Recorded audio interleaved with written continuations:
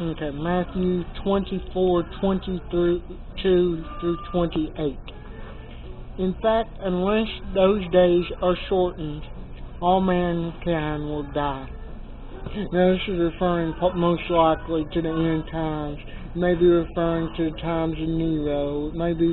It's referring mainly, we can use it for ourselves today as times of tribulation. There'll be an end to them. It's kind of saying that there's light at the end of the tunnel type of thing. But this particularly may be referring to the end time. It's just like with most scriptures, we can get something out of it, then it may mean something too. But they will be shortened for the sake of God's chosen people. Now, this could mean that the day isn't as long, or more likely that time's going to come quick. It's going to go quicker. It's going to be a short period of time. It's going to be very intense, but it's going to be quick and done. Which we see in end times, he's only in power for a short time. And at that time, someone might say, the Messiah has come to such and such a place. If someone says this, don't believe it. People have been trying to predict the return of Christ for years. They've done it. I think during the Great Awakening in the 1800s, somebody predicted that. You ended up having them split into different groups. Seventh-day Adventists are founded because of it, which they ended up doing it. Jehovah's Witnesses ended up doing it. There's Y2K scare, 2012, all these things. And now that that's over, they got a new one. I think it's 2035. He's supposed to be back. 2018. Oh, there's a 2018 one too? Yep. See, always something coming. Now, the reason why I'm saying this is because we're all going to know when he gets here. We're going to know it's him. You see, in the scenes when people go to heaven, there's no doubt they know that's God. All his glory is going to be shown. Those that rejected it will be perished because of his glory, but he'll be known for who he is. Everybody will know. For false Christ shall come, and there will be many false prophets. They will do great miracles. Even God's chosen ones might even be tricked. There's a lot of false teachings out there, and it's so easy to get sucked into it. Now, those that are truly of God, I believe, will be able to come out of it, and they'll end up seeing the light. But it's a lot harder to get out of it once you're in it.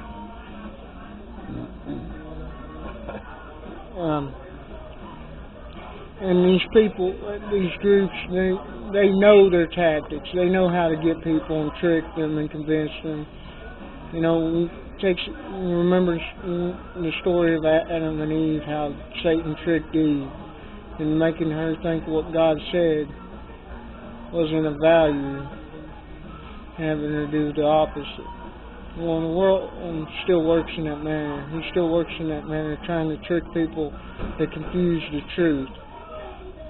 As one of his main tactics is to confuse the truth. And that's where these people fall in. The most dangerous thing a Christian could do is not read their Bible, because then they'll fall to victim because they won't have the truth on their hearts. See, I warned you. God gives us warnings. And he doesn't tell us when it's going to come. He tells us it's going to come. He had Noah built the ark. He was at least 120 years after that the flood came. He didn't tell him when the flood was coming. He told him when to get on the ark. But then he didn't, until the rain started coming,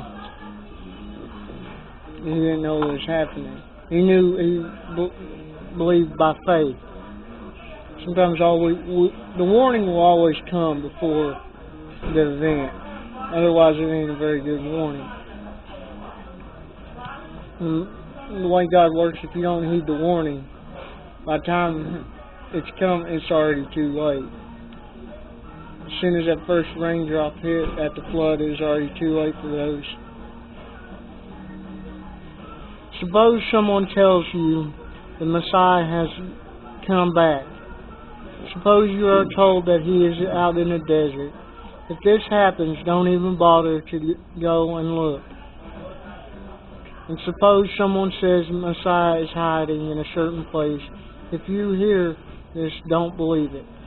There's the Jews, they're still waiting on the Messiah. In fact, a certain group, there's some guy, he's dead now, but they were thinking he might be the Messiah.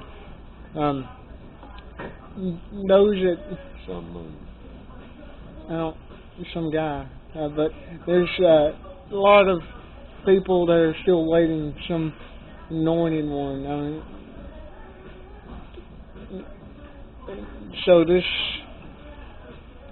And then there's people that claim to be this enlightened teacher and all this.